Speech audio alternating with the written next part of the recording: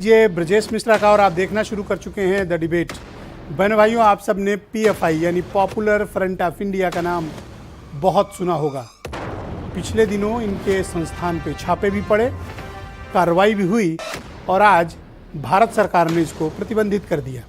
और कमाल की बात देखिए कि प्रतिबंध लगने के 10 घंटे के भीतर इस संगठन ने खुद को डिसॉल्व कर लिया, खत्म कर लिया, भंग कर लिया।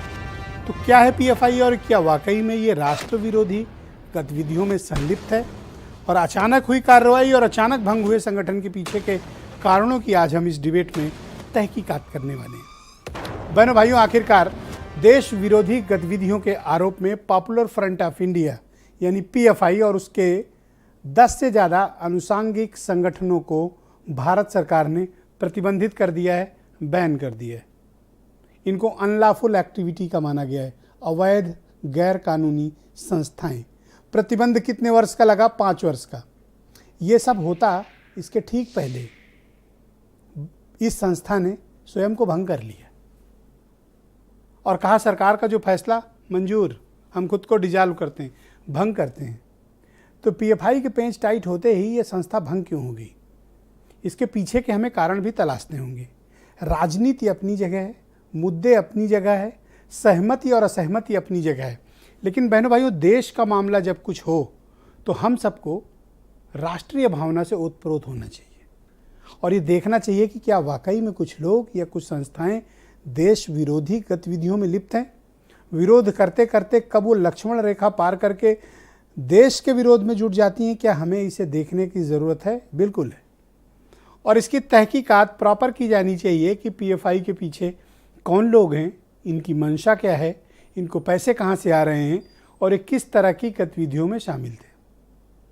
वैसे देश में जब भी कहीं कुछ भी होता था, कोई भी हिंसा की घटना होती थी, सरकार विरोधी कोई भी काम, कहीं धरना प्रदर्शन या कोई कार्रवाई होती थी, सीधे तौर पर नाम किसका आता था? पीएफआई का, popular front of India. PFI Simi का बदला हुआ रूप है, ऐसा सिक्योरिटी एजेंसीज का मानना रहा है और पीएफआई बहुत लंबे समय से सिक्योरिटी एजेंसीज के राडार में भी रहा है। अब इस मसले में महत्वपूर्ण बात यह है कि क्या विरोध करते करते ये संगठन देश के खिलाफ काम करने लगा था, देश के खिलाफ किसी गतिविधि का हिस्सा था। और ऐसा माना जा रहा है कि 16 से 18 राज्यों तक पीएफआई ने अपना नेटवर्क बना लिया था। सवाल इस बात का भी है कि सिक्योरिटी एजेंसीज को जब सब पता था तो कार्रवाई में इतना विलंब क्यों हुआ? प्लानिंग से लेकर प्रतिबंध तक पीएफआई के हर कदम पर एक श्वेत पत्र जारी करने की ज़रूरत है ताकि देश के लोग ये जान सकें कि पीएफआई की आड़ में क्या वाकई में देश विरोधी गतिविधियों को अंजाम दिया जा रहा था और अगर दिया जा रहा था तो इसमें कौन कौन से लोग सम्मिलित थे। उन सफ़ेद पोशों के नाम भी सार्वजनिक होने चाहिए, उनके नाम भी जो पीएफआई को फंडिंग कर रहे थे। एक अच्छी बात क्या आज देखने को मिली कि अधिकांश राजनीतिक दलों ने, ज़्यादातर ने बल्कि, पीएफआई पर लगे प्रतिबंध को सुरक्षा का मुद्दा मानते हुए भारत सरकार के फैसले की सराहना की, उसके साथ खड़े रहे। होना भी यही चाहिए। राजनीति अपनी जगह है और देश की सुरक्षा और एकता और अखंडता अपना एक महत्वपूर्ण स्थान रखती है। तमाम सहमति और सहमति के बावजूद राजनीतिक रूप से, लेकिन जब पीएफआई पर कार्रवाई होती है तो देश को एकता दिखानी चाहिए। यही आज के मसले हैं। मैं चाहता हूं कि आप कुछ बयान सुने, उसके बाद हम परिचर्चा को आगे बढ़ाएंगे। गृह मंत्रालय ने जिस ढंग से ये स्टैंड लिया है, मैं बहुत बहुत आभार प्रकट करता हूं आदरणीय गृह मंत्री अमित शाह जी का कि उन्होंने बहुत जल्दी उत्तर प्रदेश और देश के हित में निर्णय लिया है।